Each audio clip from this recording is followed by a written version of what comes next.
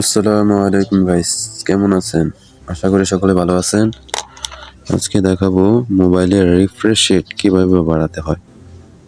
আপনার মোবাইলে থাকা সেটিংস অপশনে চলে যাবেন।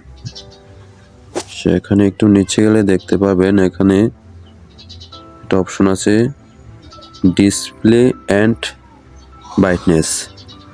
ডিসপ্লে অ্যান্ড ব্রাইটনেসে অপশনে ক্লিক করবেন। ক্লিক করলে একটু নিচে গেলে দেখতে পারবেন এখানে লেখা আছে রিফ্রেশ রেট। রিফ্রেশ রেট এখানে একটা ট্যাপ করবেন।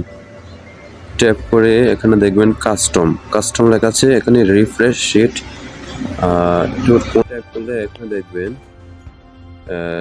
60 SZ 90 SZ আপডেট করে আপনি কমাতে পারবেন, বাড়াতেও পারবেন।